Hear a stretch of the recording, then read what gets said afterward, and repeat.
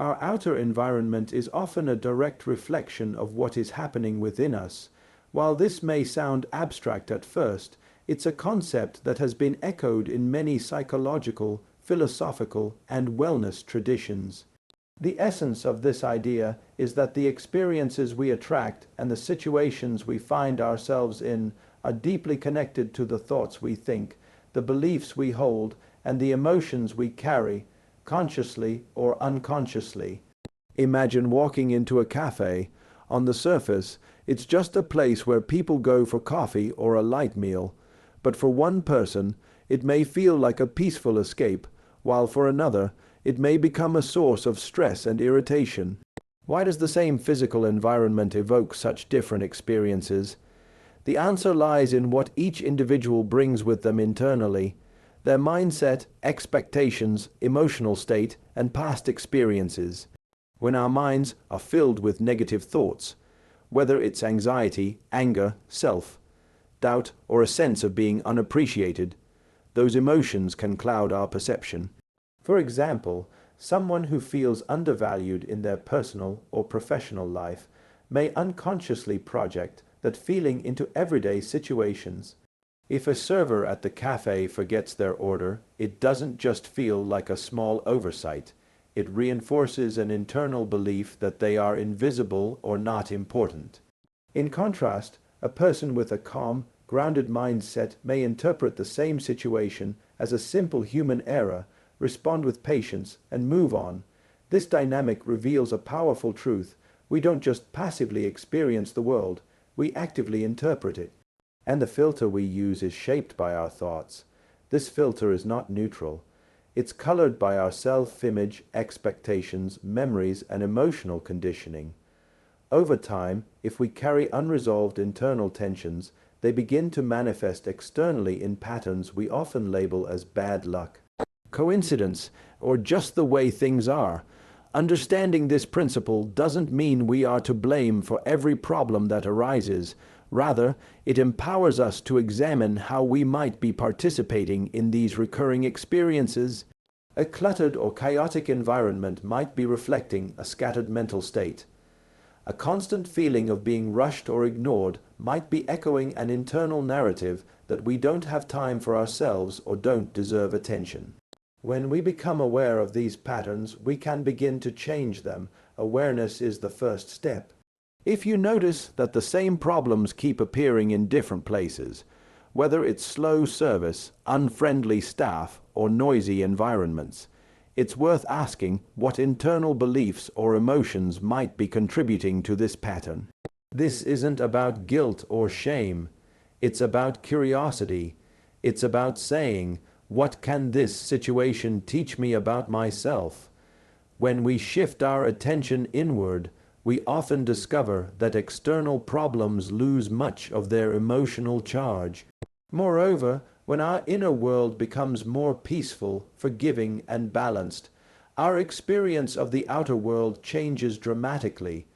We may still face delays or imperfections, but we react differently. Instead of frustration, we feel patience. Instead of taking things personally, we show understanding. This shift in perception not only transforms how we feel, but often influences how others respond to us as well. People tend to mirror the energy we project. A kind, calm presence often invites the same in return. The environment we encounter, then, becomes both a reflection and a teacher. It shows us where we are emotionally and mentally. If we feel irritated, it invites us to explore the source of that irritation.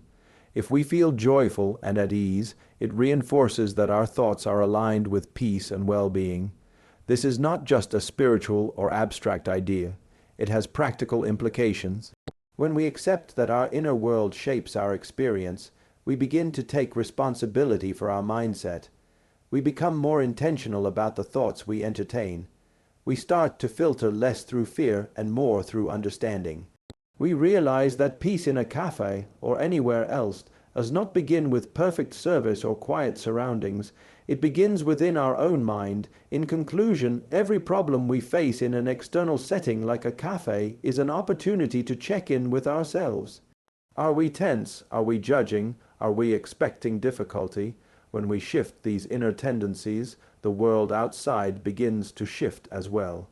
And that is the true power of understanding that the outer is a reflection of the inner. In our daily lives, we often encounter situations that trigger discomfort, irritation, or confusion. These moments may seem trivial on the surface. Perhaps your coffee order is wrong, the staff at a café seem inattentive, or there's a long wait for service. While it's easy to point outward and blame external circumstances, a deeper understanding reveals that such recurring issues are often signals pointing to internal processes. Self-awareness is the tool that allows us to access these hidden layers and understand what's truly going on beneath the surface. Self-awareness is the conscious knowledge of our character, feelings, motives, and desires. It helps us observe not just what we are experiencing, but how we are reacting and why. Without self-awareness, we go through life in a reactive state, constantly blaming others for our frustrations. With self-awareness, however, we begin to see patterns that often trace back to long-held beliefs, suppressed emotions, or unresolved conflicts. Let's return to the example of a café. Suppose someone finds themselves regularly annoyed in such settings, complaining about the noise, the slow service, or the behavior of other customers. It's easy to assume that the environment is the cause of the stress. But what happens when we pause and reflect? With self-awareness, the person might realize that their irritation is actually rooted in a deeper need for control, or perhaps a subconscious belief that they don't deserve good treatment. They may be entering the cafe already feeling anxious, rushed, or undervalued, which heightens their sensitivity to even minor inconveniences. This awareness doesn't come automatically. It requires mindfulness and a willingness to look within. By asking questions like, "Why did that bother me so much?" or "What belief is this reaction pointing to?" we begin to uncover the real sources of our discomfort. Perhaps we grew up in an environment where attention and service were inconsistent, and now we associate being overlooked with deeper feelings of abandonment. Or maybe we've internalized the idea that we must be in control at all times to feel safe, making any deviation from expectations feel like a personal affront. Recognizing these internal triggers is a powerful step toward emotional freedom. When we become aware of the beliefs that shape our perceptions, we gain the ability to choose how we respond. We're no longer at the mercy of unconscious patterns. Instead, we can say, this situation is touching a deeper fear or belief, but I see it now, and I don't have to react the same way.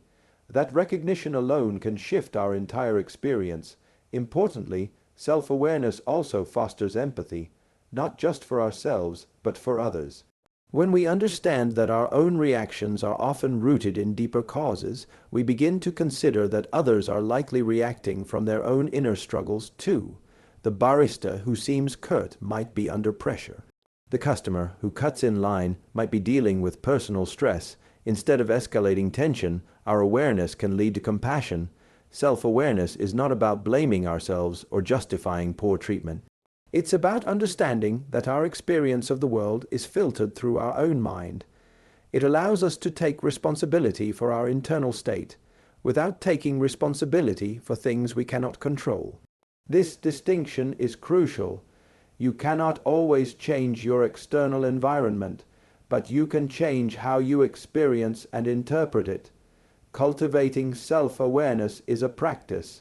It involves reflection, journaling, meditation, or simply pausing in the moment to check in with yourself. Over time, it becomes a habit, one that brings greater clarity and emotional balance. Problems that once seemed overwhelming or unfair begin to look different when viewed through the lens of understanding. In conclusion, the problems we encounter at the cafe, or anywhere else, can serve as valuable clues. When we approach these moments with self-awareness, we begin to see that the real issue may not be the coffee, the staff, or the wait time. The real issue might be a deeper emotional need, an old belief, or a habit of thought that is asking to be acknowledged and healed. And when we listen, really listen, to what our reactions are telling us, we take a major step toward personal growth, emotional maturity, and inner peace. Every person carries a unique set of beliefs about themselves, about others, and about the world around them. These beliefs shape how we think, feel, and behave. However, many of these beliefs operate below the level of conscious thought. They are like the hidden software running in the background of our minds, influencing our responses to everyday events. One of the most effective ways to uncover these hidden beliefs is by paying attention to our emotional reactions. Our reactions, especially the strong ones, are not random. They are deeply connected to our internal belief systems. When something upsets, irritates, or surprises us, it often means that a core belief has been triggered, either challenged or reinforced. This is why reactions can be such valuable tools for self-understanding. Rather than dismissing them or blaming the external situation, we can use them as indicators to explore what we truly believe. Consider a common situation. You're at a café and your order is delayed. One person might respond calmly, understanding that delays happen. Another person might become visibly agitated, feeling disrespected or ignored. What explains the difference? It isn't just about personality. The second person may hold a deeper belief such as, I am not important, or people never treat me fairly. The delay, though objectively minor, touches that belief and activates a strong emotional response.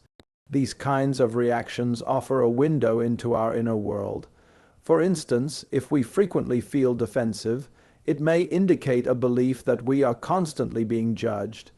If we feel anxious when plans change, perhaps we hold the belief that safety only exists in predictability.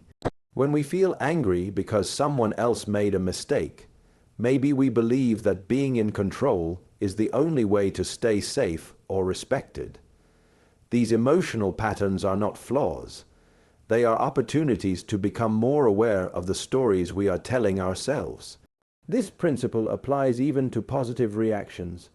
When we feel uplifted or validated by something someone says or does, it often aligns with a belief like, I am valued, or I am worthy of love.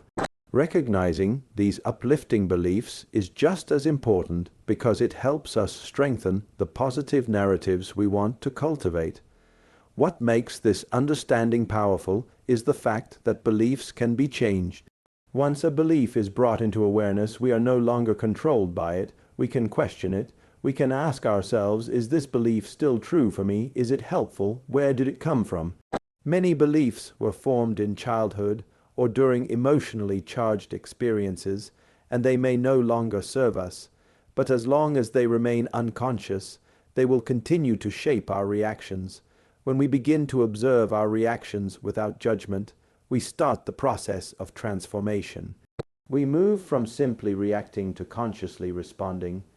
For example, instead of instantly feeling offended when a barrister makes a mistake, we can pause and reflect.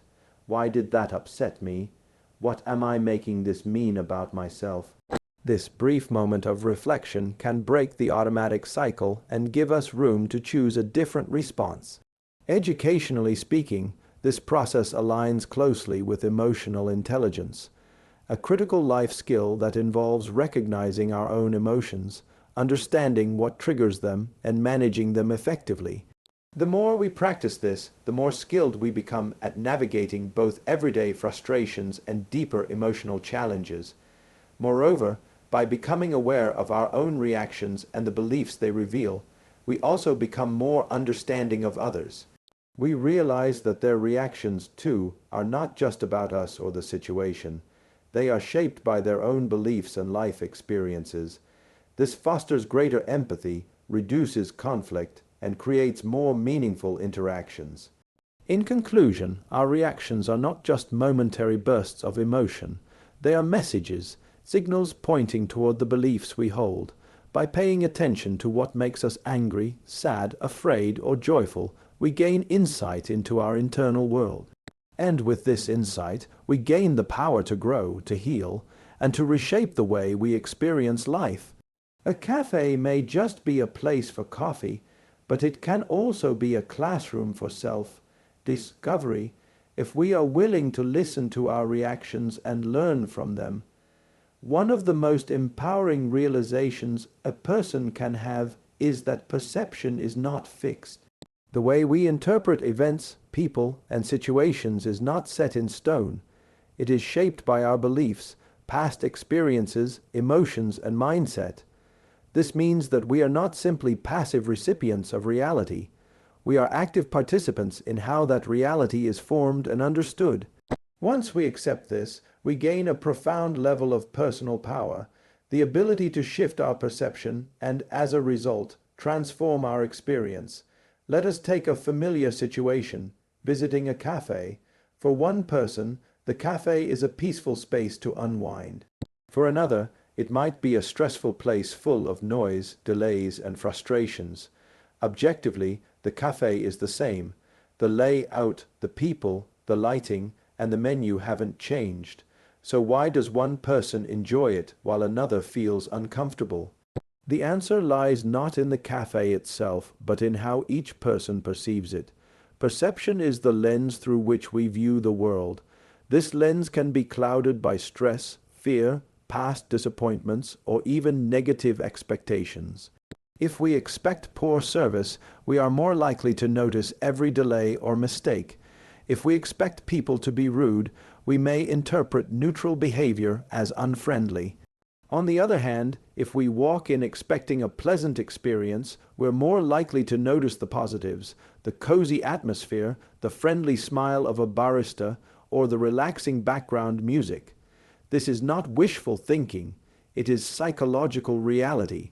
Our brain filters information based on what it believes is important. If we carry strong beliefs, those beliefs shape what we pay attention to. Two people can witness the same event and come away with entirely different impressions. One may feel insulted. The other may not even notice anything wrong. That's perception at work. Now, why is this important? Because if our perception can be shaped by internal factors, we have the ability to change it. This is where our personal power lies.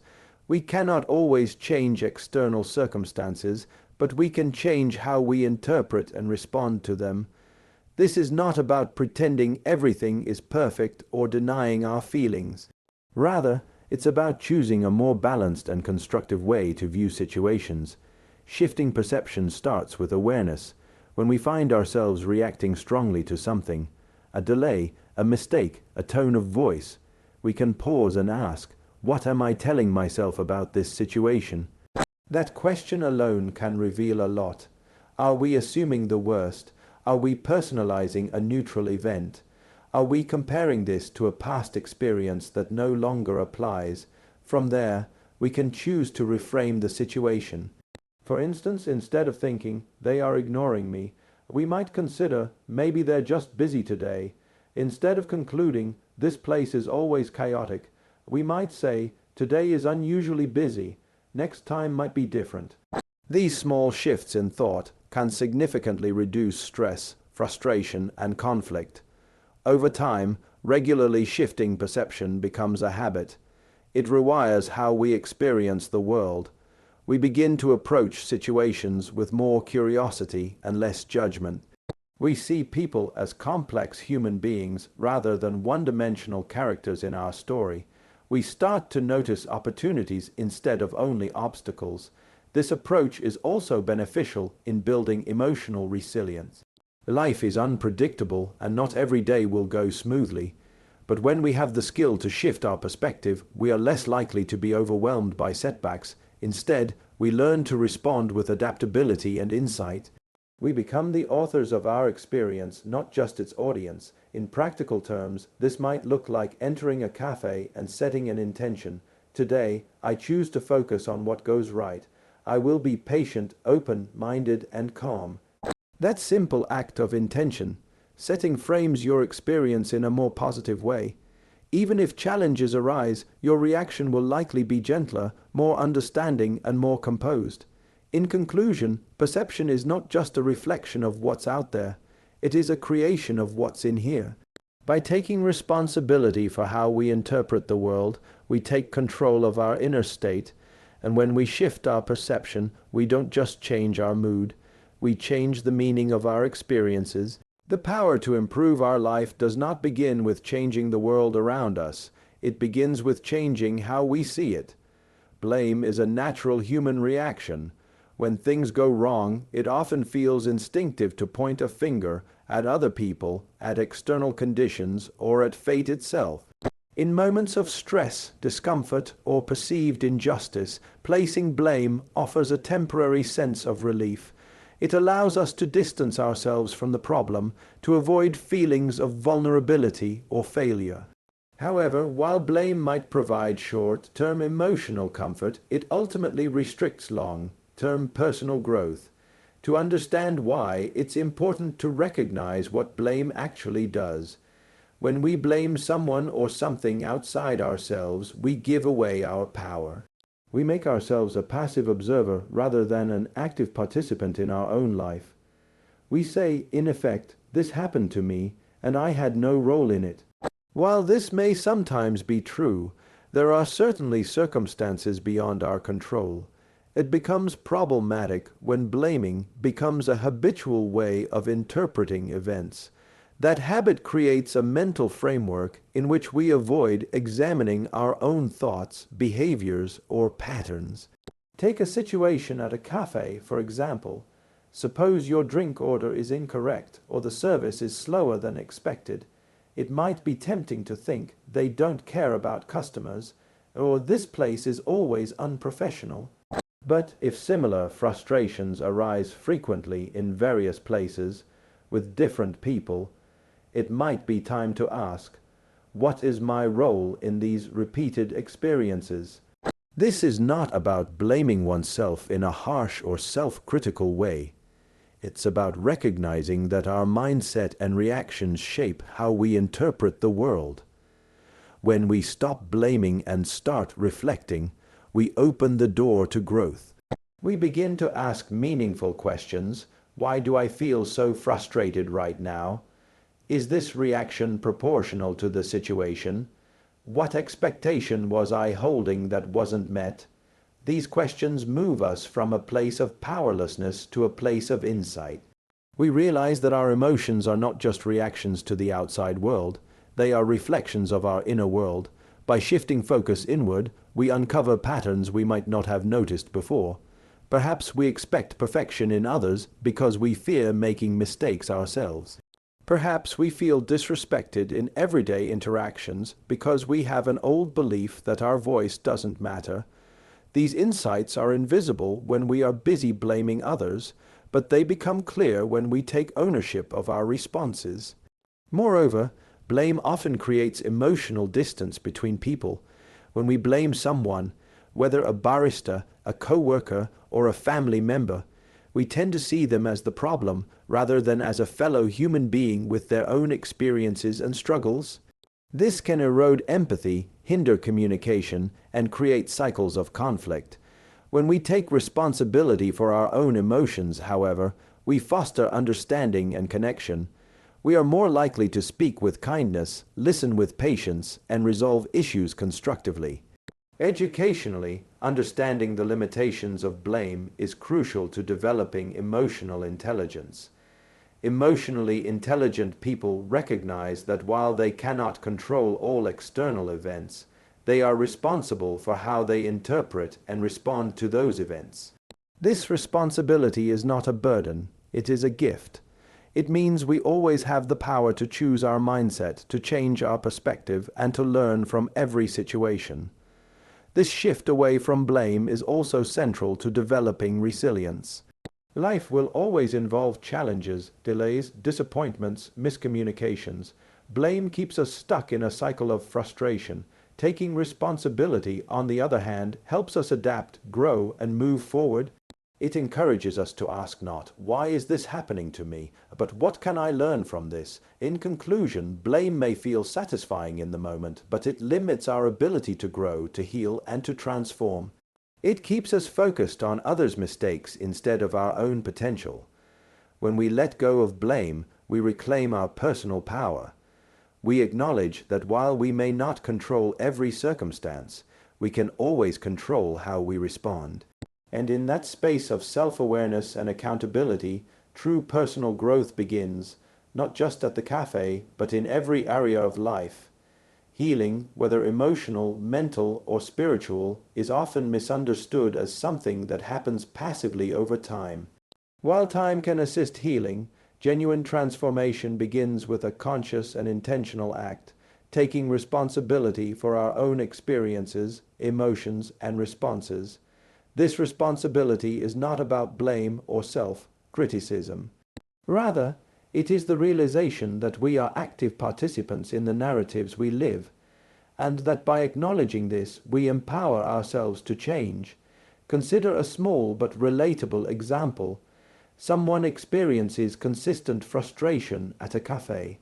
The service seems slow, the environment feels chaotic, or the staff appears unfriendly. This might seem like a straightforward issue, perhaps it really is a poorly run café.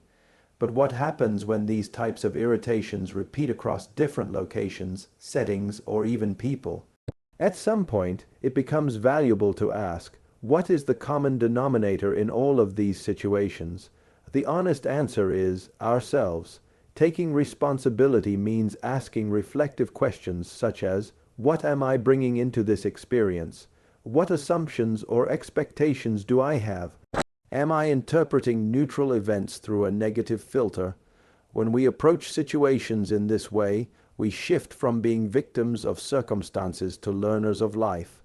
We begin to see our reactions not as final judgments, but as indicators of what may need attention inside us. This shift is crucial because it brings the focus inward. Healing does not occur by changing the world around us. It begins by understanding and transforming what is within us. For example, if someone repeatedly feels ignored in public places, that may reflect an internal belief such as "I am not seen" or "I don't matter." These beliefs, often formed in childhood or difficult life experiences, silently influence how we perceive and interpret the world. Healing begins the moment we recognize these beliefs and take ownership of how they shape our experience. Taking responsibility also means accepting that while we may not have created all of our circumstances, we are always in charge of how we choose to respond. This is not always easy, especially in situations where we feel hurt, disrespected, or misunderstood. But it is in those exact moments that growth becomes possible. By choosing to respond with awareness rather than blame, with curiosity rather than anger, we create the space for healing to occur. Another key aspect of responsibility is emotional ownership. It is common to say things like, "They made me angry," or "That person ruined my day." But the truth is, no one can force us to feel a certain way without our participation. Our emotions arise from our interpretations, not just from events themselves.